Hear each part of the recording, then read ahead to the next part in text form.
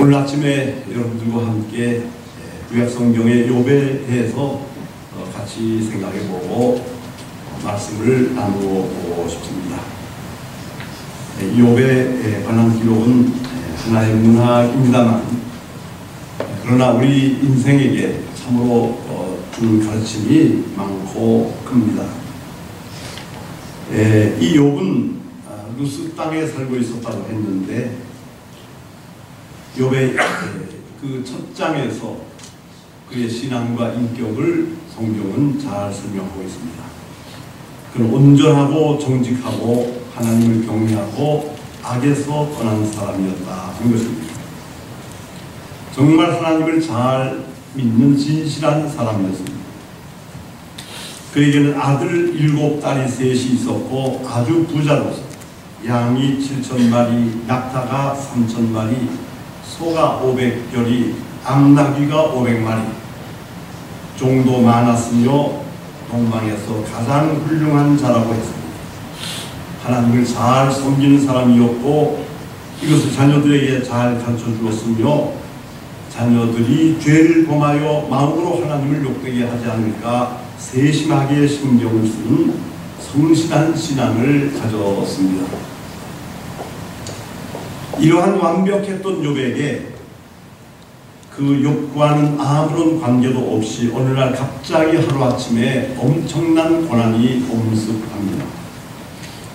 그 이유는 이러한 것이었습니다. 하루는 하나님의 아들들이 와서 여호와 앞에 섰고 사탄도 그 가운데 있었는데, 여호와께서 사탄에게 이르시기를, 내가 어디서 왔느냐? 내가 세상을 다 두루다니면서 여기저기 있다가 왔습니다. 여호와께서 사탄에게 말씀하시기를, 내가 내 종 욥을 주의하여 보았느냐? 그와 같이 온전하고 정직하여 하나님을 경외하며 악에서 떠난 자는 세상에 없느니라. 사탄이 여호와께 대답해서 말씀하기를, 욥이 어찌 까닭 없이 하나님을 경외하겠습니까? 주께서 그의 집과 그의 모든 소유물을 울타리로 두르심이 아닙니까? 주께서 그의 손으로 하는 바를 복되게 하사 그의 소유물이 땅에 넘치게 하셨습니다. 이제 주님께서 손을 펴서 그의 소유물을 치소서. 그리하시면 틀림없이 주를 향하여 욕하지 않겠습니까? 여호와께서 사탄에게 이르시되, 내가 그의 소유물을 다 내 손에 맡기노라. 다만 그의 몸에는 손대지 말라. 이렇게 말을 하고 사탄이 말씀하시고 사탄은 물러가는 것입니다. 이렇게 해서 욥에게는 이제 지금까지 없었던 거대한 시련이 찾아옵니다. 하루는 욥의 자녀들이 그의 맏아들 집에서 음식을 먹으면서 포도주를 마시고 있을 때에 사환이 욥에게 와서 이르되, 소는 밭을 갈고 나귀는 그 곁에서 풀을 먹는데 스바 사람이 갑자기 일어서 그것들을 빼앗고 칼로 종들을 죽였나이다. 다만 겨우 나만 홀로 피하여 주인께 아래로 왔습니다. 그가 아직 말도 끝나지 않았을 때에 또 한 사람이 와서 이르기를, 하나님의 불이 하늘에서 떨어져서 양과 종들을 살라버렸습니다. 다만 나만 홀로 피해서 주님께 아래로 왔습니다. 그가 아직 말하는 동안에 또 한 사람이 와서 아뢰되, 갈대아 사람이 새 무리를 지어 갑자기 낙타에게 달려들어 그것을 빼앗으며 칼로 종들을 죽였나이다. 나만 홀로 피하였으므로 주인께 아래로 왔나이다. 그런데 또 그가 말하는 동안에 한 사람이 와서 이르되, 주인의 자녀들이 그의 맏아들 집에서 음식을 먹으며 포도주를 마시고 있을 때에 거친 들에서 바람이 와서 내 모퉁이를 치매 그 청년들 위에 무너짐으로 그들이 죽었습니다. 나만 홀로 피해서 주인께 아래로 왔습니다. 말하자면 한순간에 모든 가축 재산들이 다 없어져 버리고 자녀들이 한꺼번에 죽게 되었습니다. 이러한 일을 우리가 상상할 수가 없습니다. 그런데 욥은 어떤 자세를 취했느냐? 욥이 일어나 겉옷을 찢고 머리털을 밀고 땅에 엎드려 예배를 드리며 이르되 내가 모태에서 적신으로 나와 싸운즉 또한 적신으로 그리로 돌아갈지라. 주신 이도 여호와시요 거두신 이도 여호와시니 여호와 이름이 찬송을 받을지니이다. 이렇게 말하면서 욥이 범죄하지 않고 하나님을 향하여 원망하지 않았습니다. 시련 이것뿐이 아니었습니다. 다시 하나님의 아들들이 와서 여호와 앞에 서고 사탄이 그들 가운데 서서 똑같은 대화가 진행됩니다. 욥을 보지 않았느냐? 그는 그와 같이 온전하고 정직하고 하나님을 경외하는 악에서 떠난 자가 세상에 없다. 내가 나를 충동하여 까닭없이 그를 치게 했어도 그가 온전히 자기의 온전함을 굳게 지켰느냐. 그때의 사탄은 다시 한번 이야기합니다. 이제 주의 손을 펴서 그의 뼈와 살을 치소서. 그리하시면 틀림없이 주를 향하여 욕하지 않겠습니까? 여호와께서는 다시 사탄에게 말씀하십니다. 내가 그를 내 손에 맡긴노라. 다만 그의 생명은 해하지 말지니라. 사탄이 물러가자 그 순간에 이제 욥의 몸에는 큰 피부병이 발생해가지고 그의 발바닥에서부터 정수리까지 종기가 났습니다. 욥은 몸이 가려워서 손으로 긁는 것 가지고는 해결이 안 되고 질그릇 조각을 가져다가 옛날 성경에는 기왓장을 가져다가 몸을 긁고 있었는데 그의 아내마저 욥에게 말을 합니다. 당신의 온전함을 그렇게 굳게 지킵니까? 하나님을 욕하고 죽으세요. 그러나 욥은 이렇게 말합니다. 그대의 말이 한 어리석은 여자의 말 같도다. 우리가 하나님께 복을 받았은즉 화도 받지 아니하겠느냐. 그러면서 성경은 이 모든 일에 욥이 입술로 범죄하지 아니하니라 이렇게 기록하고 있습니다. 그리고 나서 욥기는 계속해서 욥의 세 친구들과 욥 그 고난을 둘러싸고 하나님의 뜻을 찾아가면서 대화를 나누는 그 대화로서 욥기는 이어지고 있습니다. 우리가 쉽게 이해할 수 없는 난해한 내용의 말씀이지만 그러나 이 말씀은 우리의 인생과 신앙에 아주 중요한 해답을 내려주고 있습니다. 우리가 살아가면서 우리의 인생에는 내가 이해할 수 있는 일만 일어나는 것이 아니고 때로는 알 수 없는, 납득할 수 없는, 그리고 내 힘으로는 감당할 수 없는 일들이 언제나 일어나서 나를 절망의 나락으로 몰고 가는 것입니다.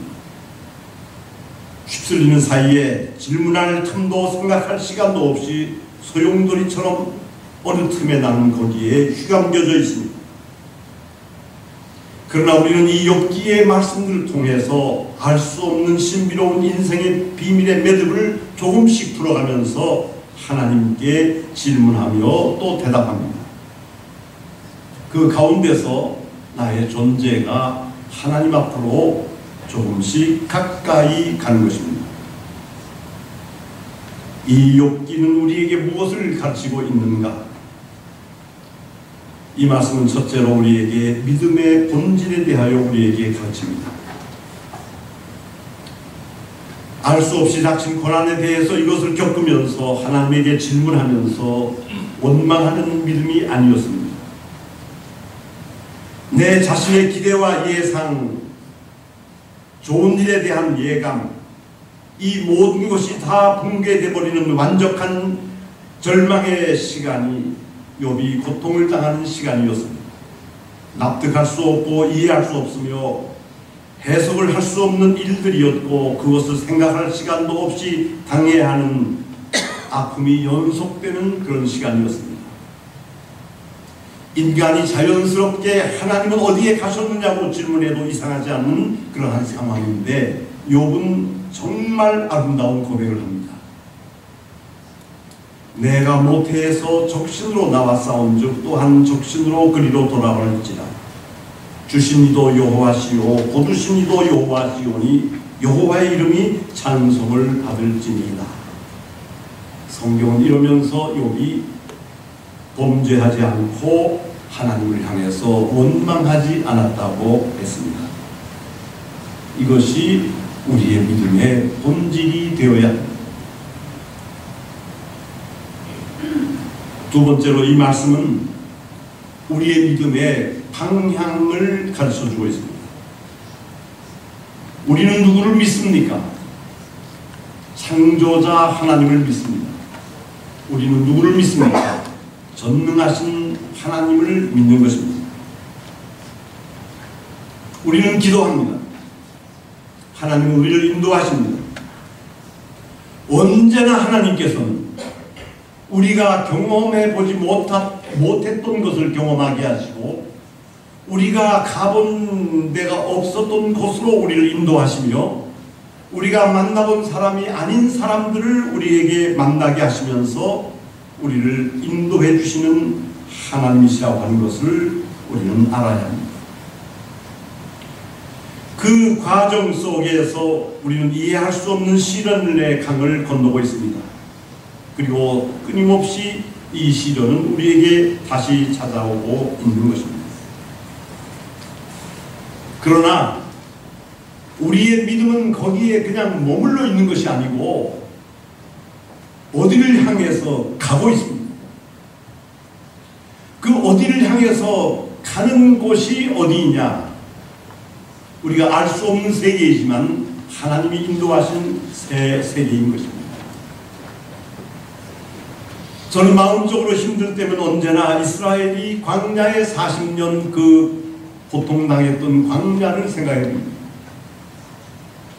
사실 요셉의 시대 애국에서 그때부터 시작돼서 430년 동안을 고통을 당했기 때문에 이스라엘 백성들은 젖과 꿀이 흐르는 가나안 땅이 어디냐? 하나님의 정해주신 복지가 어디냐? 그 개념조차도 알 수 없었습니다. 그리고 하루아침에 출애굽을 해 나와서 광야에 몰면서 텐트를 치고 거기에서 아무것도 없는 그 땅에서 40년을 지났는데 하나님께서 우리들을 어떻게 인도하시는지 알 수가 없었습니다. 어디로 가는지도 보통 사람들은 몰랐습니다. 그리고 그 아무것도 없는 척박한 땅에서 먹을 것도 나지 않고 춥고 뜨겁고 도저히 사람이 살 수 없는 그 광야에서 40년을 거기에서 지내게 되는 것입니다.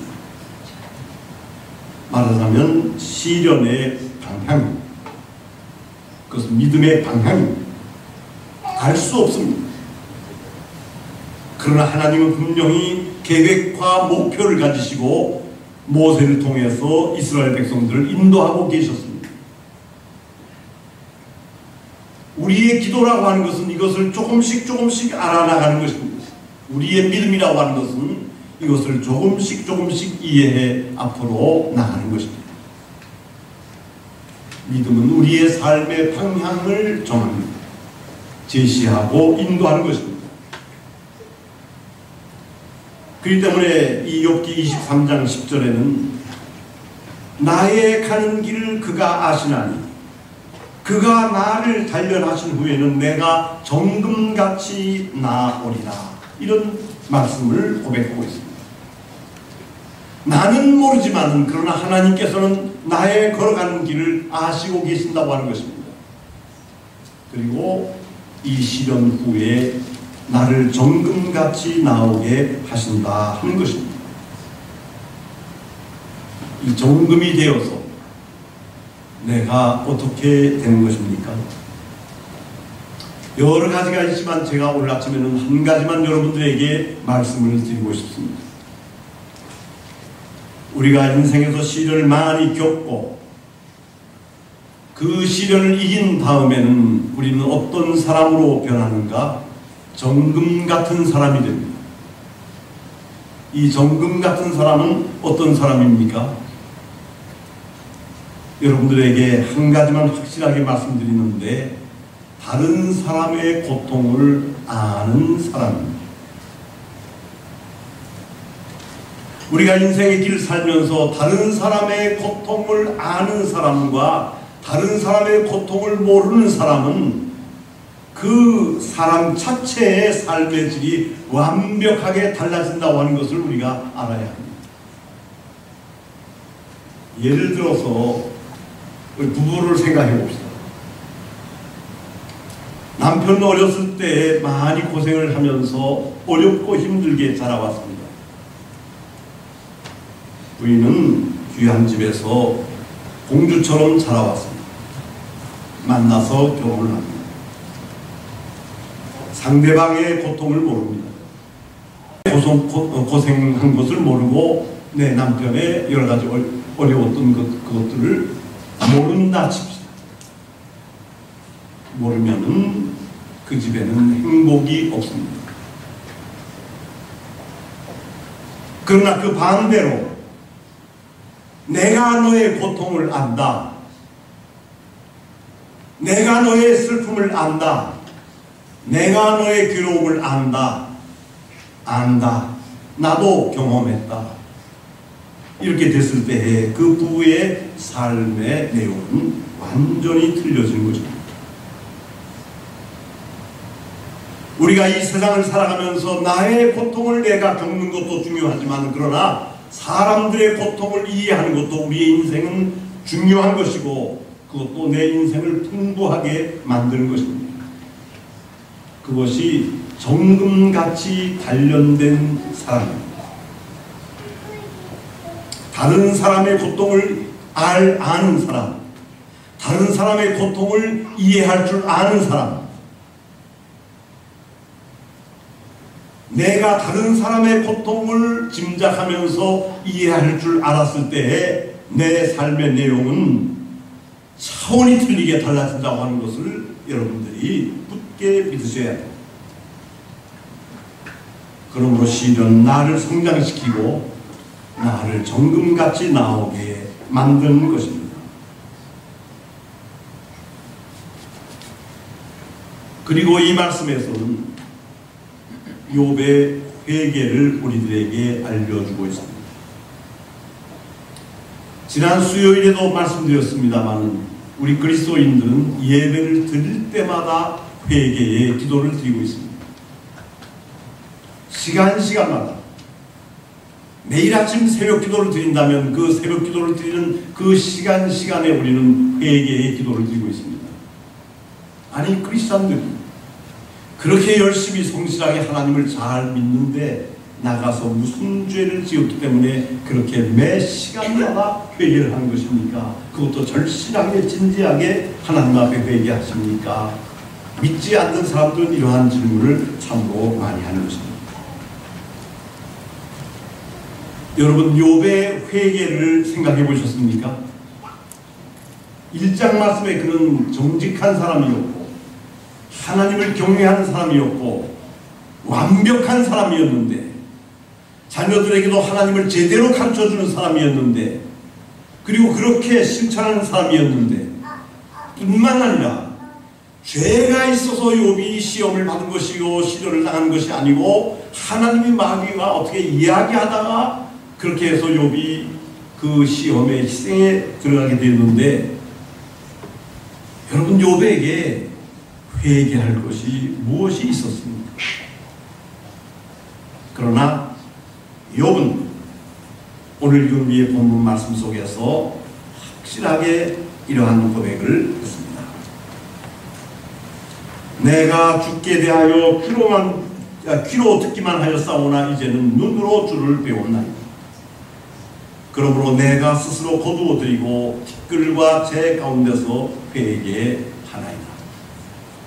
티끌과 재 가운데서. 오늘날은 좋아요. 우리들은 회개 기도하지만 그냥 앉아서 눈물만 흘리면 됩니다.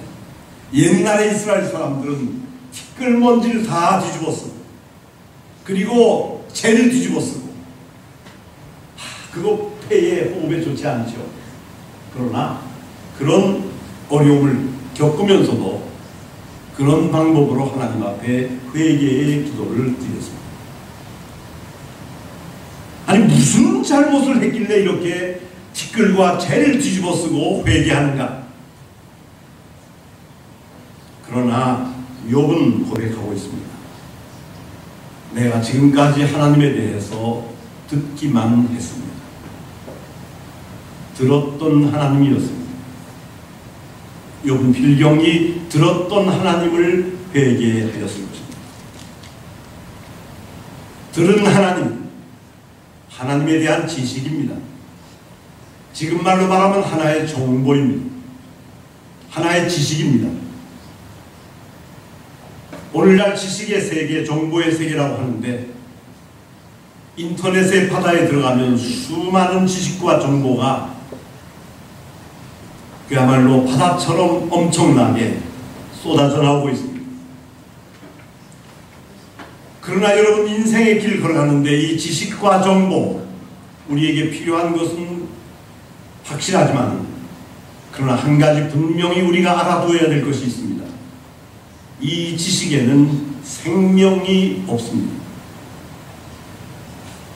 하나님의 세계에도 그렇습니다. 우리가 하나님을 듣기만 했습니다. 성경을 읽고 공부만 했습니다. 이런 하나님일 것이다. 이런 하나님이실 것이다. 우리가 배우기만 했습니다. 그 하나님은 우리에게 아무런 생명을 가져다 주지 못했습니다. 여러분, 하나님은 우리가 듣는 것이 아니라 하나님은 우리가 만나야 합니다. 만나지 않는 하나님은 우리에게 있어서 아무런 소용이 없습니다. 내 인격으로서, 내 마음으로서, 내 영혼으로서 오늘 살아계신 하나님을 내가 인격으로 만나야 거기에 생명이 탄생되는 것입니다. 여러분 하나님을 만나셨습니까? 만나신 분도 계시고 만났다는 데 있어서는 아직 확실하게 말씀드리지 못하실 분도 계실런지 모르겠습니다만 그러나 제가 강조하고 싶은 것은 하나님을 만나야 한다는 것입니다. 조금 전에 모세에 대해서 여러분들과 함께 얘기했습니다. 출애굽에 대해서 얘기했습니다. 출애굽은 모세가 이루어놓은 역사였습니다.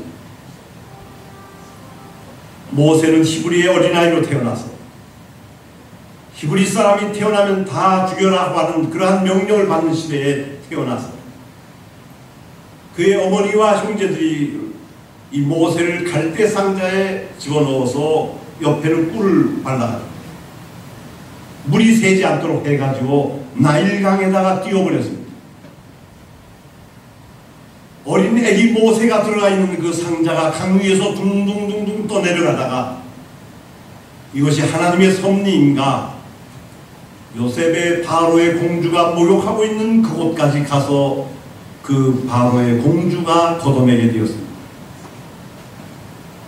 그래서 모세는 요 애굽의 궁중에 들어가서 어린 시절을 보내며 살게 됩니다. 그 어머니를 유모로 보내서 히브리 사람의 교육을 시키게 되는 것입니다.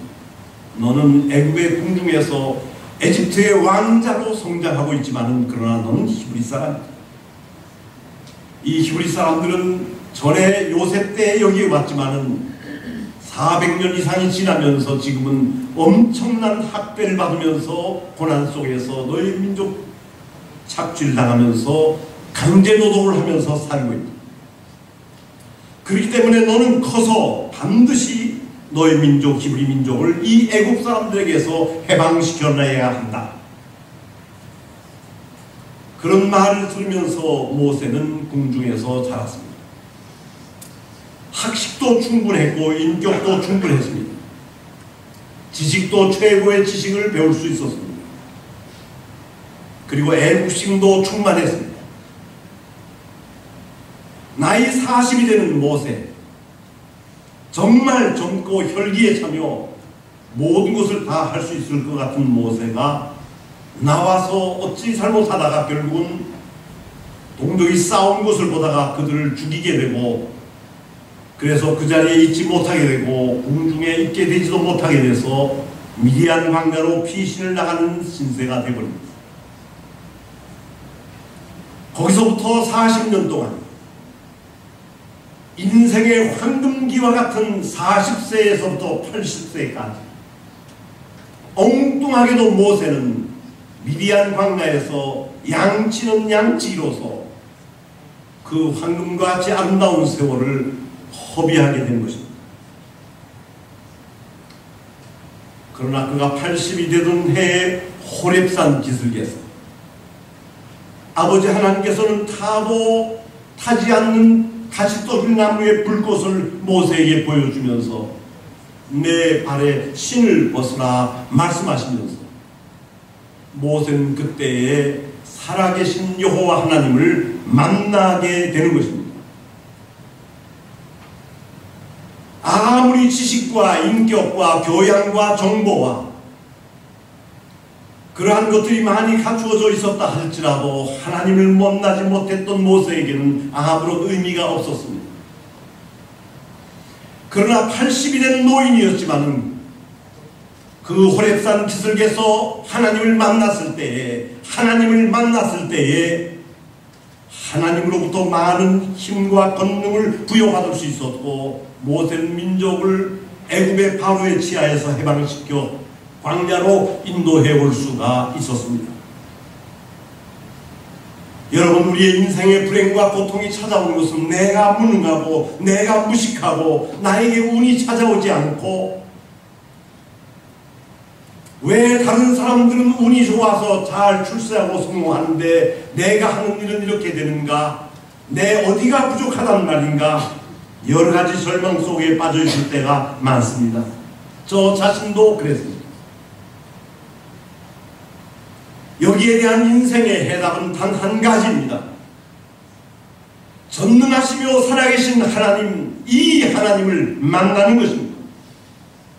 내가 들었던 하나님이 아니라 만난 하나님, 내가 이 하나님을 만나 하나님을 모시고 하나님과 함께 걸어간다는 여기에 나의 모든 인생을 풀고 그리고 해석하며 내가 따라갈 수 있는 길이 열린다고 하는 것을 우리는 굳게 믿어야 되겠습니다. 하나님을 만나기 이전에 바울을 생각해 보십시오. 이스라엘 중에서 그와 같이 훌륭한 교육을 받고 최고의 지식을 전달받으면서 율법이든 기리샤의 문화이든 간에 바울처럼 많이 공부하고 많은 지식을 소유한 사람이 없었습니다. 그러나 지식을 쌓으면 쌓을수록 율법을 배우면 배울수록 그의 가슴 속에는 적의, 그의 눈 속에는 증오로 가득 찬 혈안, 이런 것으로 가득 차서 사람들을 죽이러 잡으러 동으로 서로 뛰어다니는 그러한 삶이 되었습니다. 하나님을 많이 배웠으면 은혜와 기쁨과 평안 가운데서 즐거움 속에서 살아가야 할 텐데 그러한 평안은 아무것도 없고 적의와 증오와 분노 속에서 살아가야 하는 것입니까? 그렇게 하나님에 대해서 많이 배웠는데 그 지식이 그에게 무엇이었습니까? 그러나 다메섹의 도상에서 그는 부활하신 예수님을 만납니다. 주여 니시려오니까 내가 바로 내가 핍박한 예수다. 부활하시고 살아계셨던 예수님을 바울은 그 자리에서 만났습니다. 그때부터 바울의 마음속에는, 바울의 인생 속에는 들었던 하나님이 아니라 만났던 하나님이었습니다. 그리하여 그 인생이 치료를 받고 새로운 삶으로 변화되고 그의 전도에 의해서 우리가 복음을 받아들이게 되는 놀라운 하나님의 역사가 이루어졌습니다. 여러분, 하나님을 만나셨습니까? 아직 하나님을 만났다고 증거할 수 없다면 이제 살아계신 하나님을 만납시다. 내가 모자르고 힘들고 괴로울 때에 내가 손을 내밀기만 하면 하나님은 언제든지 내 손을 붙잡아 주시면서 나를 만나십니다. 나를 만나 주십니다. 이렇게 나를 만나 주시는 하나님, 그리하여 이제부터 우리가 살아갈 때 내가 어디선가 들었었던 하나님, 그 하나님이 아니고 내가 분명히 확실하게 만나본 하나님, 이 하나님을 증거할 수 있는 우리들이 되어야 되는 것입니다. 내 영혼이 하나님을 만났을 때에 내 생각의 관념과 상상 그리고 예상, 그 모든 것을 하나님은 초월하시면서 나를 미지의 그러나 희망의 새 세계로 인도하시면서 나의 빛나는 인생을 창조하십니다. 우리는 그 안에서 무한한 기쁨과 평화를 소유할 수 있습니다. 하나님을 만나는 것, 우리의 인생에서 이 하나님을 만나는 일보다도 더 큰 축복은 없습니다. 우리는 약해서 때로 넘어지고 때로 쓰러지지만, 그러나 그 실패와 낙심의 자리에 우리가 찾고 부르짖을 때에 주님은 언제나 찾아오셔서 우리를 일으켜 세워주시고 나는 살아계신 하나님을 만날 수 있습니다. 여러분, 만난 하나님이어야 됩니다. 어디선가 들었던 애매한 하나님 가지고는 우리의 인생이 행복해질 수 없습니다. 여러분들이 하나님을 만나기를 원하실 때에 하나님은 반드시 만나주십니다. 거부하시는 법이 없습니다. 이 하나님을 만나서 하나님과 함께 살 때에 아무리 세상의 환경이 힘들고 어렵고 복잡해도 우리는 하나님의 보호하심 가운데서 걸어갈 수 있습니다. 내가 만난 하나님, 나의 하나님은 내가 들었던 하나님이십니까? 만났던 하나님이십니까? 이 하나님을 만나면서 우리의 삶을 새롭게 살아갑시다. 기도하겠습니다. 아버지 하나님, 은혜와 사랑을 감사합니다. 그야말로 완벽했던 욥이 회개를 했습니다. 그는 성실하고 정직했지만 경건한 신앙을 가지고 있었습니다만 들었던 하나님만을 의지해서 살아온 그것을 회개하며 만난 하나님을 다시 한번 고백했습니다. 내가 귀로만 들었는데 이제 내 눈으로 하나님을 뵀옵나이다. 아버지 하나님이시여, 우리의 영혼이, 우리의 인격이 오늘 아침 이 시간에 하나님을, 살아계신 하나님을 만나게 하여 주시옵소서. 하나님은 나를 인격으로 사랑하시고 나의 모든 것을 아시면서 나를 인도하시기를 원하십니다.